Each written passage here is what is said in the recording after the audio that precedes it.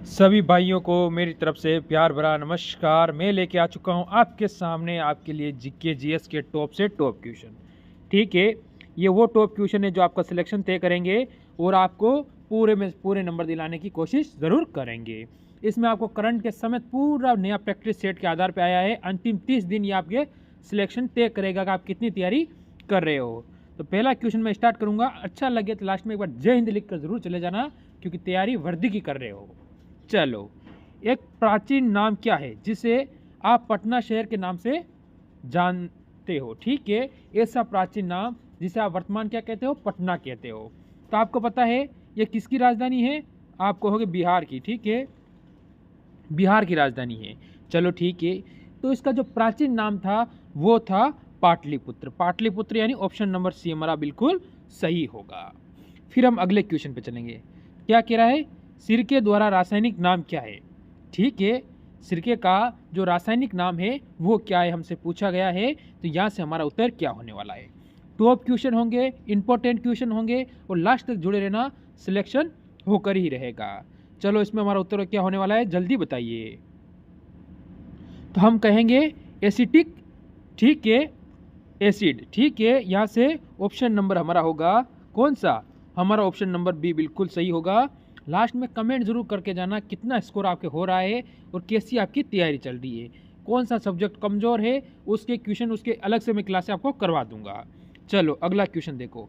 काटो। ठीक है, जलाओ कृषि का क्या अर्थ होता है? काटो और जलाओ। ठीक है, उस कृषि का जो अर्थ होता है वो हमसे पूछा गया इस क्वेश्चन में, तो हम इसका उत्तर क्या देंगे?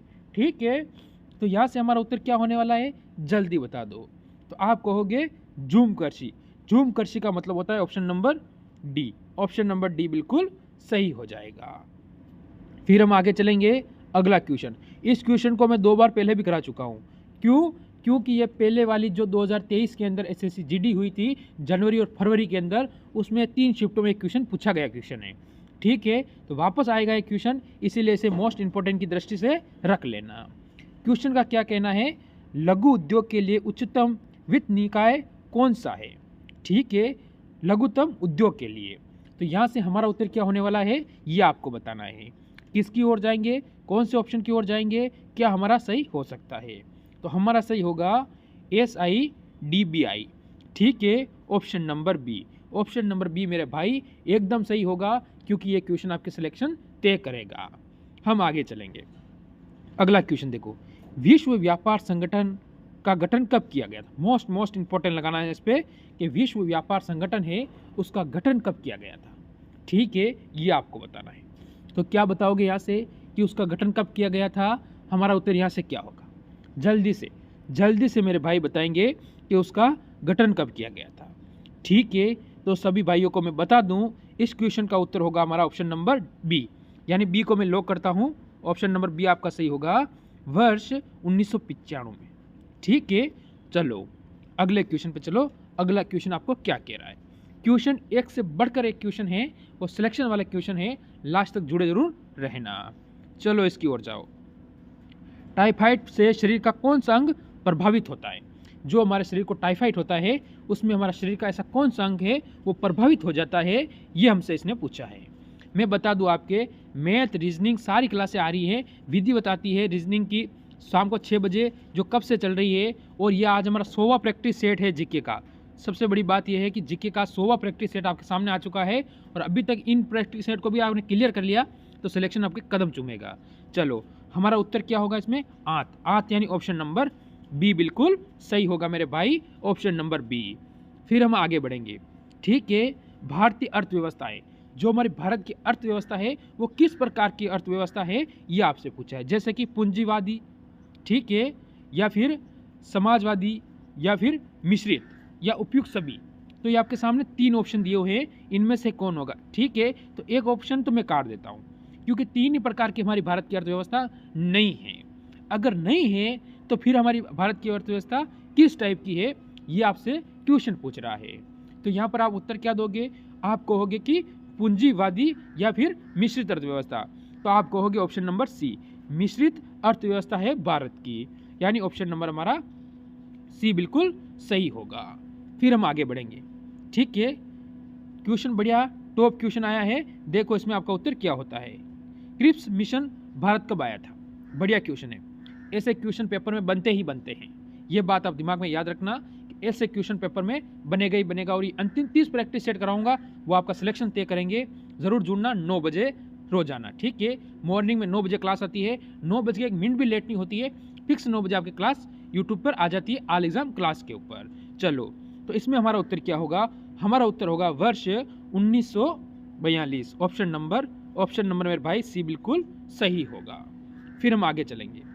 अगला क्वेश्चन का हमें कहना है RNA का मुख्य कार्य क्या है? ठीक है, इसका मुख्य कार्य यानी जो इसका जो मुख्य, कोई भी जैसे आपका जो मुख्य कार्य क्या है कि अब आप ऐसे GD की तैयारी कर रहे हो, वही आपका मुख्य कारण है। आप यूपी पुलिस की तैयारी कर रहे हो, वही आपका मुख्य कारण है कि सिलेक्शन लेना है। इसी प्रकार इसका मुख्य कारण क्या है ये हमें बताना है। तो क्या होगा जल्दी बताओ। ठीक है, प्रोटीन सिलेक्शन के में मदद करना, ठीक है, पाचन क्रिया में मदद करना, ये भी दोनों हो सकता है, या उपयुक्त में से कोई नहीं। तो ये ऑप्शन तो आपका नहीं होगा भाई, इसका कुछ ना कुछ तो हो गई होगा। तो आप जाओगे ऑप्शन नंबर बी की ओर, जो कि बिल्कुल सही होगा। क्या होगा? Option number B. फिर हम आगे चलेंगे। अगला क्वेश्चन देखो, निम्नलिखित में से जल की स्थायी कठोरता का कारण क्या है? जो जल होता है वो स्थायी होता है, उसमें कठोरता का क्या कारण है? जैसे अगर आप जल में ऊपर से कूदोगे तो आपको जैसे कि आपको लगती है, यानी आपको महसूस होती है, जब कहीं आप नहाने जा रहे हो, तालाब हो या नहर हो या कुआं हो, नलकूप हो, आप वहाँ जाते हो तो आपको पता लगता है कि उसकी कठोरता के कारण अगर आप ऊपर से उसमें कूदोगे या फिर जंप लगाओगे उसमें, तो आपको लगती है, आपको महसूस होता है। तो उसका इसने कारण पूछा है। तो हमारा उत्तर क्या होगा? तो हमारा होगा calcium sulphate. Option number C. Option number C मेरे भाई एकदम आपका सही हो जाएगा। मैं आपको बोल रहा हूँ, ये सारे क्वेश्चन सिलेक्शन वाले क्वेश्चन हैं। चलो, अगला क्वेश्चन देखो, शेर पंजाब के नाम से कौन विख्यात है? ठीक है, मेरे एक भाई ने कमेंट किया था, वो रोजाना कमेंट करता है, उसका नाम है, मेरे दिमाग से थोड़ा निकल गया, मैं कल बताऊंगा आपको। उसने कहा है सर आप अच्छा पढ़ाते हो, तो उसके लिए मैं उसका बहुत बहुत धन्यवाद व्यक्त करता हूँ। रोजाना वो जय हिंद लिखता है, और कल उसने एक अच्छा सा कमेंट भी किया था, उसका भी मैं पूरा देखूँ। उसने कहा सर कोई बात नहीं, एक्स्ट्रा क्लास बनाओ आप, तो मैं उसकी बात भी रखूँगा और एक्स्ट्रा क्लास बनाऊँगा आपके लिए। टेंशन लेने की जरूरत नहीं है, सिलेक्शन आपको दिलवाना है, हमें सिर्फ एक पोस्ट चाहिए, बाकी से हमें कोई लेना देना नहीं है। चलो, तो हम इससे क्या होगा, हम कहेंगे लाला लाजपत राय। ऑप्शन नंबर मेरे भाई ए बिल्कुल हमारा सही हो जाएगा। हमने ऑप्शन नंबर ए लॉक किया है। क्या आपका भी ऑप्शन नंबर ए है? तो कमेंट करना। चलो, अगला क्वेश्चन देखो, क्वेश्चन क्या कह रहा है, इनमें से कौन सा राष्ट्रीय, ठीक है, संयुक्त राष्ट्र संघ का अस्थायी सदस्य नहीं है? ऐसा कौन सा है जो संयुक्त राष्ट्र संघ है और उसका स्थायी सदस्य नहीं है? ठीक है, जैसे कि आपके सामने 4 ऑप्शन है, उसमें से अपना ऑप्शन एक तय करना है, आपका उत्तर क्या होने वाला है।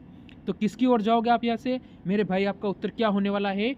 आप कहोगे कि हमारा उत्तर होगा दक्षिण अफ्रीका, यानी option number C. Option number C हमारा बिल्कुल सही होगा। अगले क्वेश्चन पे आओ। क्वेश्चन नंबर 13 आपके सामने आया है। ये 12 क्वेश्चन कराए, कैसे लगे? अच्छे लगे हो तो एक बार धीरे से वीडियो को लाइक जरूर करके जाना। चलो, क्वेश्चन का कहना है भारत के राष्ट्रपति के पास आपात अधिकार है कितने प्रकार के? जैसे कि भारत के जो राष्ट्रपति है उनके पास जो आपात के अधिकार है, आपातकाल लगाना है, राज्य में आपातकाल घोषित करना है, ऐसे जैसे कोई बाहरी आक्रमण को हो तब, तो ऐसे कितने आपातकाल उनके पास है ये आपको बताना है।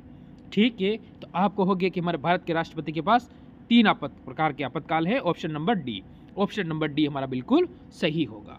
फिर हम आगे चलेंगे अगले क्वेश्चन में।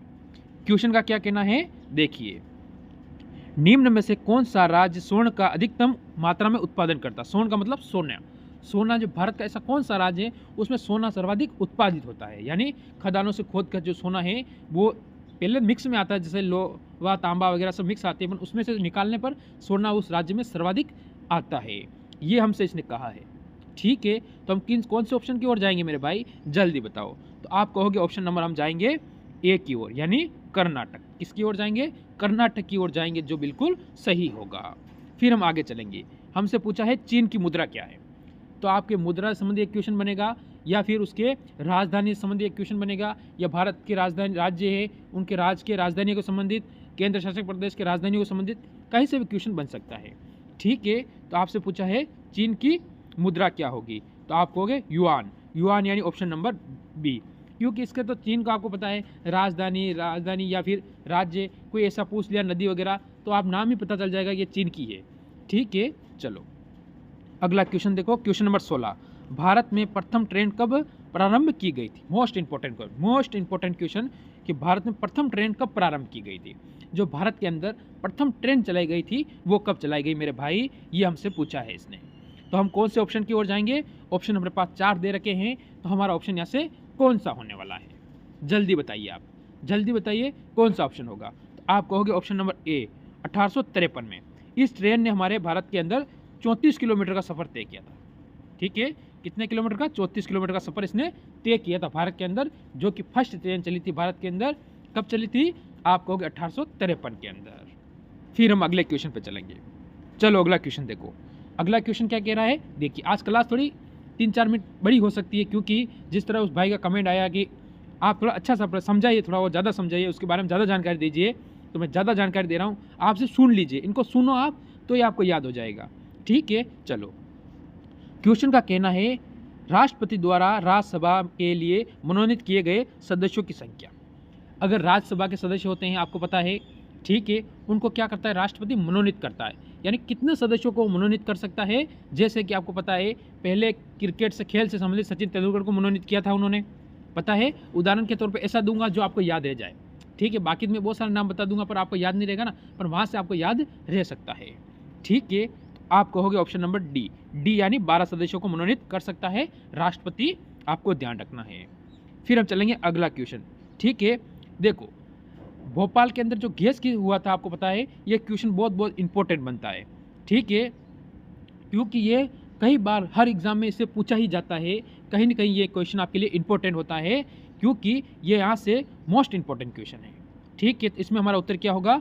ठीक है, बताइए ज़रूर। ठीक है, क्योंकि इस गैस से बहुत ज़्यादा प्रदूषण का कारण बना था, इसके कारण ये क्वेश्चन हमारा इंपॉर्टेंट रहता है, ट्रेंडिंग में रहता है। तो हमारा उत्तर होगा, क्या होगा? जल्दी बताओ। मिथाइल आइसोसाइनेट, ऑप्शन नंबर इसमें ए हमारा बिल्कुल सही होगा। फिर चलो आज का सेकंड लास्ट क्वेश्चन आपके सामने आ चुका है। क्या कह रहा है? कंप्यूटर का वह भाग जो प्रोग्राम डिज़ाइन करता है, लिखता है और मेंटेन करता है, क्या कहलाता है? वो लिखता भी है और उसे मेंटेन भी करता है, उसे हम क्या कहते हैं?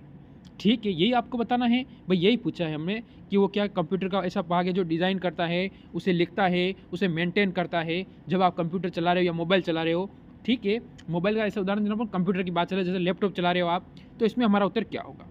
हमारा उत्तर होगा प्रोग्राम, यानी ऑप्शन नंबर डी बिल्कुल सही होगा। ऑप्शन नंबर डी को हमने लॉक किया है। फिर हम आगे चलेंगे। आज का लास्ट और 20वां क्वेश्चन, बढ़िया क्वेश्चन, अच्छा क्वेश्चन और टॉप क्वेश्चन की श्रेणी में से आप रख लेना, क्योंकि ऐसे क्वेश्चन पेपर में आएंगे ही आएंगे। ठीक है, क्योंकि आपको पता है 20 से लेकर 12 तक अगर पेपर आएंगे तो उसमें कम से कम आप मान के चलो 20 दिन पेपर चलेंगे, तो 20 दिन में कहाँ से आएंगे क्वेश्चन? फिर कहीं ना कहीं से क्वेश्चन पूछने पड़ेंगे ना। अगर क्वेश्चन कहीं ना कहीं से पूछने पड़ेंगे तो फिर यही क्वेश्चन आएंगे।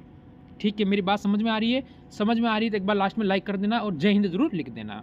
देखो, रेगिस्तान रहित महाद्वीप, यानी ऐसा महाद्वीप कौन सा है जिसमें कोई रेगिस्तान नहीं है? रेगिस्तान रहित शब्द हम समझाओ कि उसमें ऐसा कोई महाद्वीप है उसमें रेगिस्तान नहीं है, जैसे कि ऑस्ट्रेलिया, यूरोप, एशिया और अफ्रीका। ठीक है, सबसे बड़ा सहारा, ठीक है, सहारा रेगिस्तान है। ठीक है, ऑस्ट्रेलिया में रेगिस्तान है। ठीक है, एशिया में आपको पता बहुत सारा रेगिस्तान है, जैसे सबसे बड़ा अपने माने इधर तो रेगिस्तान, देखो आप बाहर क्यों जाते हो, अपने भारत में ले लो, थार का रेगिस्तान भारत के साथ पाकिस्तान में जुड़ा हुआ है। तो इस प्रकार से हमें पूछा है, तो यहाँ से ऑप्शन नंबर बी यूरोप अपना बिल्कुल सही होगा। तो ये थे आज के टॉप क्वेश्चन। क्लास जरूर 4 से 5 मिनट बड़ी हुई है, इसके लिए मैं कोई बात नहीं, अगर आपको समझ में आई हो तो इससे बड़ी भी होगी ना तो और मैं बड़ी कर दूंगा, कोई टेंशन लेने की जरूरत नहीं है। आपको अच्छा लगे तो लास्ट में लाइक करके कमेंट जरूर करके जाना। मेरी तरफ से सभी को जय हिंद, जय भारत।